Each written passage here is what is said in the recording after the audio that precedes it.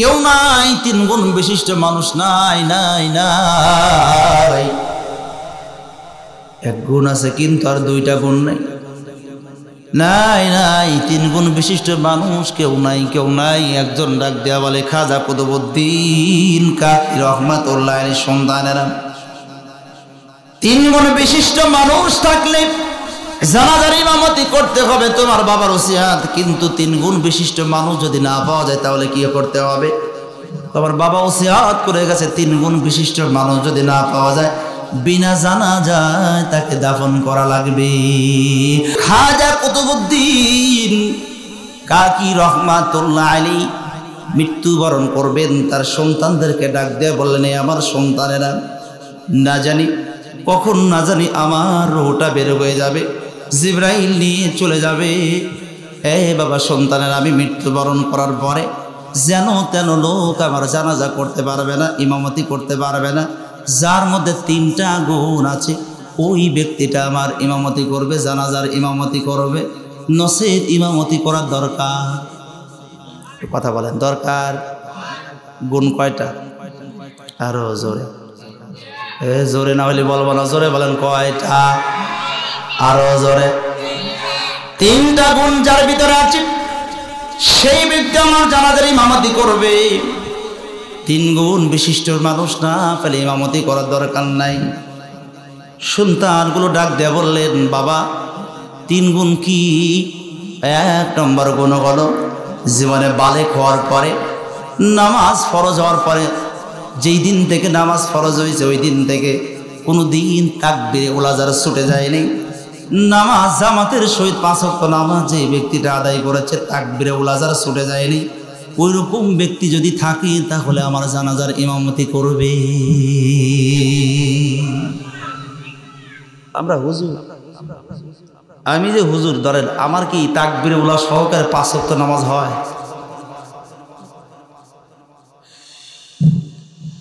খাজা কুতুবউদ্দিন কাকি রহমাতুল্লাহ আলাইহি ডাক দিয়ে বললেন, বাবা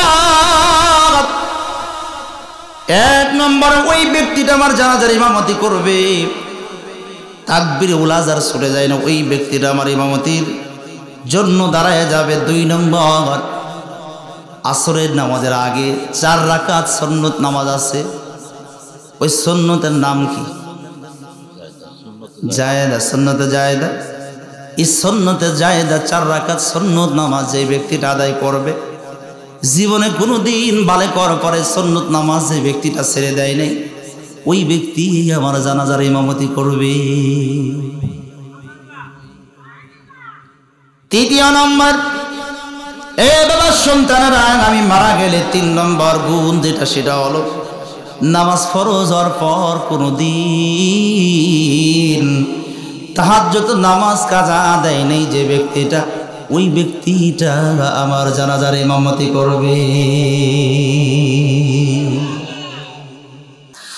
বন্ধু আমার ভাই, আমি 3 গুণ যখন বলেছেন, কিছু সময় পরে খাজা কুতুবউদ্দিন কাকি রহমাতুল্লাহ আলাইহি দুনিয়া থেকে বিদায় নিয়েছে। খাজা কুতুবউদ্দিন কাকি রহমাতুল্লাহ আলাইহি তার ভক্তগণেরা 4টা সন্তান মিলে সুন্দর করে কি করলেন? কাফনের কাপড় পরাইয়া দিলেন, ধোয়াইয়া বড়ির পাতার গরম পানি দিয়ে সুন্দর করে ধোয়াইয়া কি করলেন?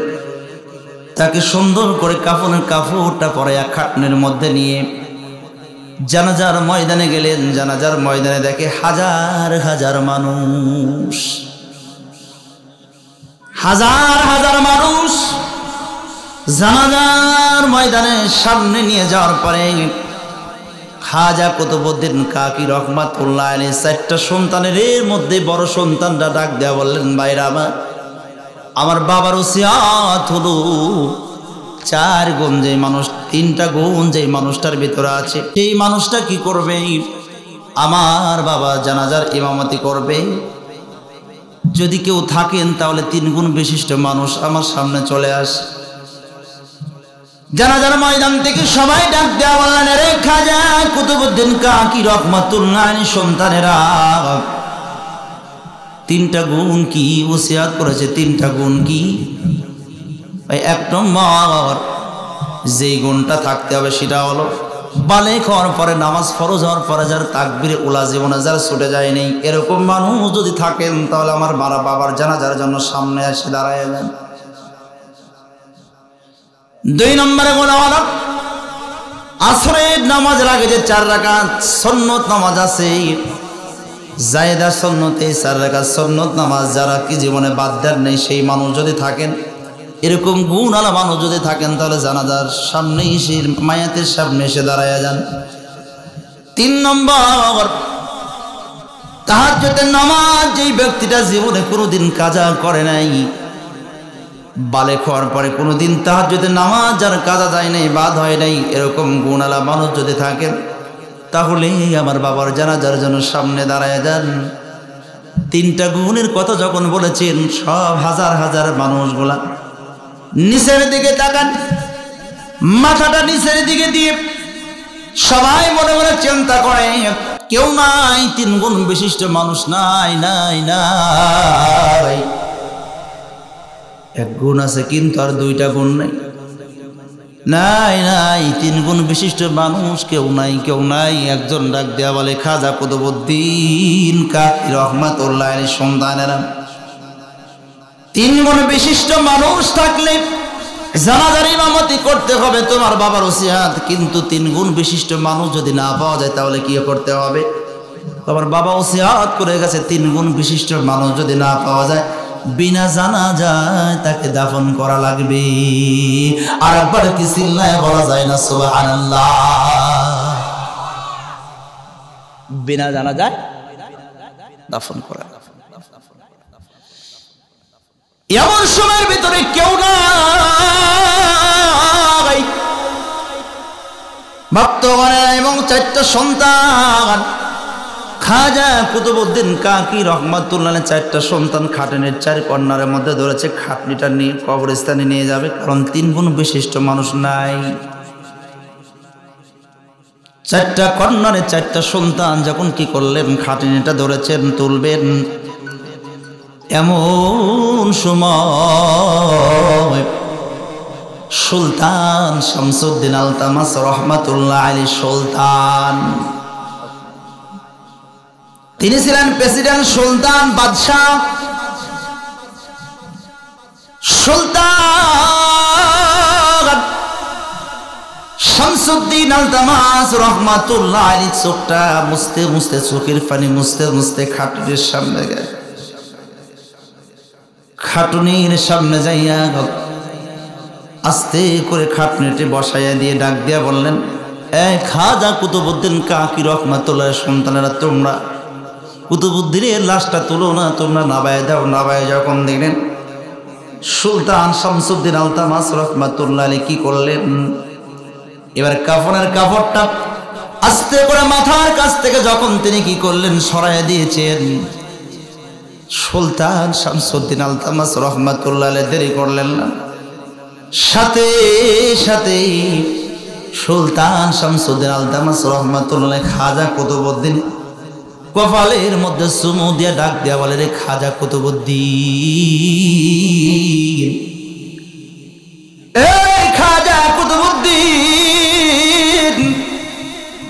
তুমি তো আরামের বিছানায় তুমি ঘুমায় গেলে, জান্নাত তোমাকে কবরে রাখার পর তোমার জন্য জান্নাত আল্লাহ পাক বাজেট করে দিবে।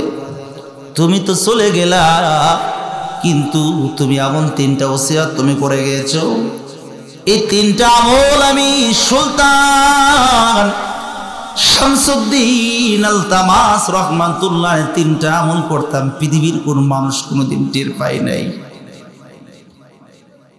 কোনোদিন কাউকে আমি টের পাইতে দেই নাই, কেউ আমার এই আমলের খবর জানে না। এই খাজা কুতুবউদ্দিন, তুমি দুনিয়ার থেকে চলে গেলা, তুমি দুনিয়ার থেকে চলে গেলা, আর আমি সুলতান শামসুদ্দিনের আমলটা তুমি জাহির করতে বাধ্য করলাম। কিয়ামতের ময়দানে আমার আল্লাহ রাব্বুল আলামিন যদি আমাকে ডাক দেয়া বলে, রে কে রে সুলতান, তুমি 3টা আমল করতা গোপনে, হাজার হাজার মানুষের মধ্যে তুমি কেন জাহির করলা? তুমি তো কোনোদিন জাহির করলা না, আজকে কেন তুমি জাহির করেছো? কি জবাব দেব রে খাজা কুতুবউদ্দিন? এ খাজা কুতুবউদ্দিন, তোমার কাছে আমার আপত্তি হলো, দাবি হলো, খাজা কুতুবউদ্দিন কাল কিয়ামতের ময়দানে আমাকে রেখে যেন তুমি চলে যাইও না জান্নাতে, আমাকে সুলতান শামসুদ্দিনকে নিয়ে তুমি জান্নাতে যাইও। আর একবার কি চিল্লায় বলা যায় না সুবহানাল্লাহ? আল্লাহু আকবার, জোরে বলি আল্লাহু আকবার। আরেকবার চিল্লায় বলি আল্লাহু আকবার। এমন সময় কে যেন গায়ে আওয়াজ দিয়ে যায়, এরে সুলতান শামসুদ্দিন, টেনশনের কোনো প্রয়োজন নাই। কাল হাসরের ময়দানে, মুসিবতের ময়দানে আল্লাহ যদি চাহে তুমি এবং আমি একসাথে জান্নাতে ঢুকতে চাই। আল্লাহু আকবার, জোরে বলে আল্লাহ।